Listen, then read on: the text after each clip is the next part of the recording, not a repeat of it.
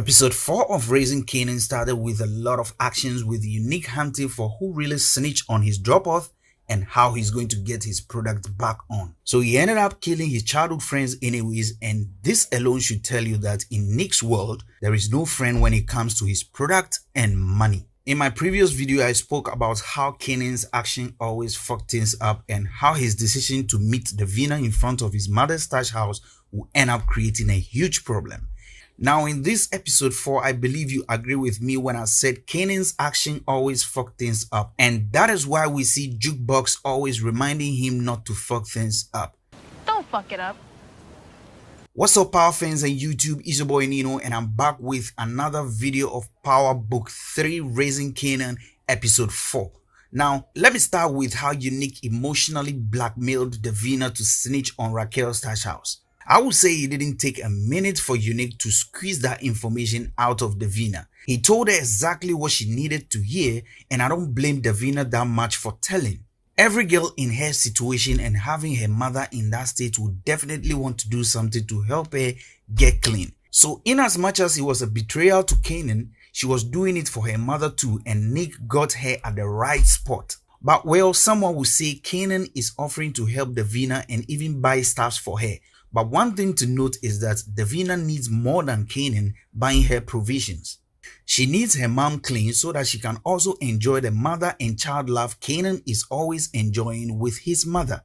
But then, if Kanan finds out that it was Davina who gave up his mother's stash house, which almost got him killed as well, then trust me, we might see Kanan's second killing. With what Davina did by telling Nick where to find the stash house, trust me, this is a reason for Kanan to kill Davina for betrayal. Not for only betraying him, but also for almost getting him killed.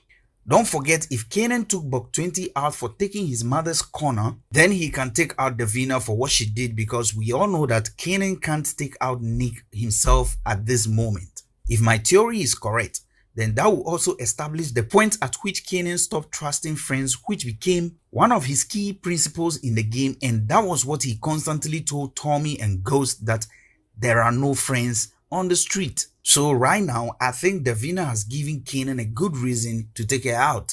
Now, in as much as the stash house invasion was already a messed up situation, Kanan, as usual, has created another messed up by leaving evidence under his bed that would definitely create the family division I always talk about. If you haven't watched my previous videos, kindly do so and you will understand all these points I'm building up. Now, why do I say this will create family division? 1. Rack told Kanan to personally stay out of the stash house and he refused. Secondly, Marvin shouldn't have involved Kanan in the transfer from the stash house to the new location. This is the reason why Raquel always finds it difficult to trust some things with her big brother. The same reason she always speaks in code with Uncle Lulu whenever she doesn't want Uncle Marvin to know something. But then, what does this mean to Marvin now? Since he knows it was Unique's guy who robbed the stash house and he is trying to keep the events from Raquel, it means he will have to find his own ways to get the product and the money back from Nick before Raquel finds out. And the possibility of Raquel finding out is also high because Kanan has left evidence of a dangerous event under his bed. So unless Kanan finds a good explanation to the bloody shirt under his bed, then I guess Uncle Marvin's effort to keep the robbery out of Raquel's reach would definitely be useless. Now moving forward, in this episode we also saw how Jukebox is growing in her street hustling just to make things work for herself. Her passion in the music career is one thing that can make her do the craziest things even if it will get her caught or arrested. We also seen the other side of Jukebox and how her feelings can make her act carelessly when she attempted to steal the jacket alone.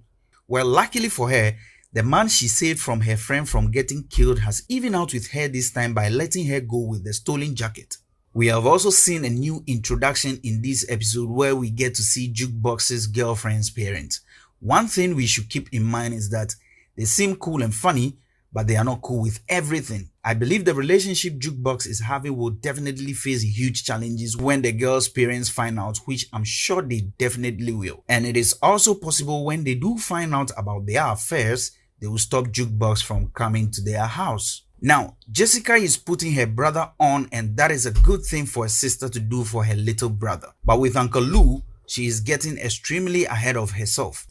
Like I said in my previous video about Jessica and Lou, If care is not taken, trust me, she will catch a hot one. But then, talking about who will catch a hot one first, I believe it's going to be Crown. He is overstepping his boundaries when it comes to Jessica, and Lulu has already spotted the move, and trust me, Lulu will not think twice before putting bullet in Crown's head if he keeps moving to his girl. And you can see that Lulu has made the math already. Now, someone will not understand why Uncle Lulu doesn't want to hook up Jukebox with Crown. If Lulu is thinking of taking Crown out of his way, then linking his knees to him will make it more complicated for him to do so anytime.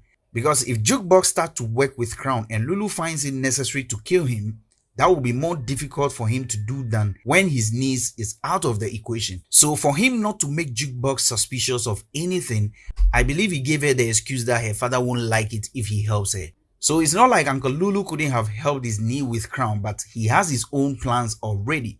Now, one assurance we all have in raising Kanan is that no matter the situation or the circumstances, both Kanan and Jukebox will never die. They might go through some rough times and even at the point of death or possibly catching a bullet, but the bottom line is they both won't die because we all know how they both ended. But for any other character in Power Book 3 is extremely expendable, and that is one thing I like about this particular show. Here is one interesting thing. Kanan finding out who Busket is. Question is, will Kanan start liking him now? Will his perception change about him? Will Kanan become allies with his mom's boyfriend to help him cover up some of his mistakes along the line? I think it's yes. And if I am Kanan and all this mess is building around me, I will definitely use my mom's boyfriend to my advantage to come head down from grounding me. Should Kanan try this move again, that will be him exposing his mother to the kind of life she is living that Busket is possibly not aware of yet. Because Busket will surely be asking Kanan some questions along the way. But question of the day is, what will make Busket take up a part-time job in the club in the first place if he has nothing under his sleeves? Could he be an undercover cop? Is it possible we'll see the male version of Angela Valdez here? Well, leave your thoughts in the comment section so we discuss all these curious questions I stated above. Feel free to leave any suspicions you also have about Busket and theories you also have in mind. If you like this video, please don't forget to hit the like button, subscribe to my channel if you haven't done so yet, and leave your comments. Let's discuss everything Power. Don't forget to share this video as well, and do check out my previous videos. Thanks for watching, and I'll catch you in the next video. Subscribe though.